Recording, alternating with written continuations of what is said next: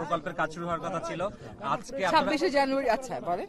আজকে আপনারা এসেছেন, এরপরে আবার আমরা নতুন কোনো ডেট পাবো? আচ্ছা, প্রথম কথা হচ্ছে কি, আমরা যে প্রকল্পটা পাঠিয়েছি চায়নায়, সেখানে আমরা একটা তারিখ দিয়ে পাঠিয়েছি। চায়না যখন এই প্রকল্পটা পেল তখন তাদের বিশেষজ্ঞরা এটা যাচাই বাছাই শুরু করেছে। এখন প্রকল্প তো ডেট ছাড়া পাঠানো যায় না, একটা ডেট দিয়ে পাঠাতে হয়। এই যে যাচাই বাছাইটা হচ্ছে, আপনারা একটু আগে রাষ্ট্রদূত মহোদয়কে বলতে শুনেছেন যে এটা আমরা খুব ভালোভাবে যাচাই বাছাই করছি, যাতে করে এটা মানুষের এত বেশি প্রত্যাশার একটা প্রকল্প, এখানে কোনো ভুল না থাকে এবং আমরা সম্পূর্ণ সঠিকভাবে কাজটা করতে পারি। এবং উনি এটাও বলেছেন যত দ্রুত সম্ভব উনি কাজটা শুরু করবার পক্ষপাতী এবং উনি আশা করেন যে এই বছরের মধ্যেই যত দ্রুত সম্ভব কাজটা শুরু হবে। তারিখ আর বলছেন বছরের ব্যাপার গেল বছর, কিন্তু আপনি তো বলেছিলেন আগে যে 1 জানুয়ারি থেকে শুরু হবে, কিন্তু আমাদের যেটা জানার ইচ্ছা এই সরকারের সময়ে এটি শুরু হবে কি না, এটা আসলে সবাই না।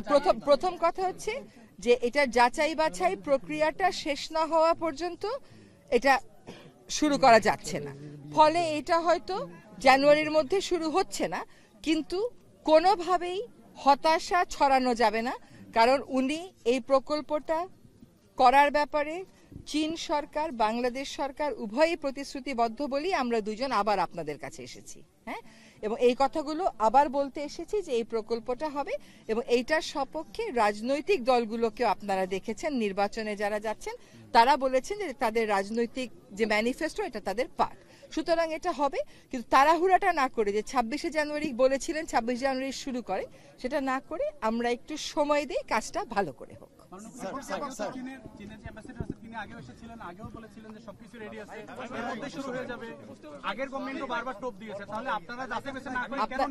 আমি মনে করি কি আপনি ভাষাটা ঠিকভাবে বলেন। এই যে ভাষাটা ব্যবহার করলেন এটা ঠিক না। আগের যে প্রকল্প গেছিল সেই প্রকল্পে কোনো তারিখ ছিল না, কোনো সময় ছিল না, এবং সেই প্রকল্প যাচাই বাছাই হয় নাই। এখন যাচাই বাছাই না হয়ে কেন টাইম দিলাম? কারণ সরকার যখন একটা প্রকল্প সাবমিট করে সরকারকে বলতে হয় সে কবের মধ্যে কাজটা শুরু করতে চায়, যাতে অন্য যে দেশটা আছে যে সাহায্য দেবে সেও ওই ডেটটা মাথায় রেখেই কাজটা করে। কিন্তু এখন দেখা যাচ্ছে যে প্রকল্পটা অনেক বেশি জটিল হওয়ার কারণে 3টা জিনিস এখানে দেখতে হবে: বন্যা নিয়ন্ত্রণ, নদী ভাঙন রোধ, একই সাথে সেচ দেওয়া। ফলে এইটা ফুল প্রুফ করার জন্য ওনারা একটু সময় নিচ্ছেন। আরেকটা কথা বলি যে অন্যান্য বারের থেকে এবারে ডিফারেন্ট কেন জানেন? এবারে আমরা বিস্তারিত কাজ করেছি। আমরা আপনাদের পর্যায়ে গণশুনানি করেছি, আমরা জাতীয় পর্যায়ে বিশেষজ্ঞদের মতামত নিয়েছি, তারপরে এটা চীন দেশে 5 জেলাতে, তারপরে এটা চীন দেশে পাঠানো হয়েছে এবং তারা এটা ফার্দার যাচাই বাছাই করছে। হ্যাঁ, আর চীন দেশের সাথে বাংলাদেশের সম্পর্কটা বন্ধুত্বপূর্ণ। বাংলাদেশের পররাষ্ট্রনীতির মূলটাই হচ্ছে যে সকলের সাথে বন্ধুত্ব। চীন যেহেতু আমাদের খুব দূরবর্তী প্রতিবেশী না, সেজন্য চীনের সাথেও আমাদের সম্পর্কটা ঘনিষ্ঠ। আর চীনের সাথেও কিন্তু আমরা নদী শেয়ার করি। হ্যাঁ, আমাদের একটা নদীর কিন্তু উৎপত্তি চীনের ওখান থেকে হয়েছে। এই সময় আপনারা দেখতে পাচ্ছেন যে একটা বড় হাসপাতাল করার জন্য তারা এগিয়ে এসছে। বাংলাদেশে অনেক রকমের স্বাস্থ্য সেবার ক্ষেত্রে, ইনফ্রাস্ট্রাকচারের ক্ষেত্রে, এমনকি এই যে তিস্তা প্রকল্পের ক্ষেত্রেও তারা এগিয়ে এসছে। কাজে তাদের প্রতি আমাদের একটা বিশেষ কৃতজ্ঞতা তো আমরা অবশ্যই জানাতে পারি। ভবিষ্যৎটা খুবই উজ্জ্বল, কারণ যেখানে কাজ তারা করছেন তারা তো আর ফেলে রাখেননি, কাজ আমরাও করেছি, রাজনৈতিক দলগুলো তাদের অঙ্গীকারে রেখেছে। কাজে এই ভবিষ্যৎ, আমি আবারও আপনাদেরকে বলছি, হতাশা ছড়িয়েন না।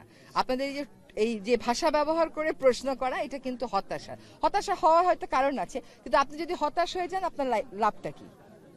হতাশা ছড়িয়ে হতাশ হয়ে লাভ নেই তো কোনো, বরং আশার, একজন রাষ্ট্রদূত এসছেন, আমি এসছি, নিশ্চয়ই এখানে আশার বড় বেশি জায়গা আছে বলেই আমরা এসেছি।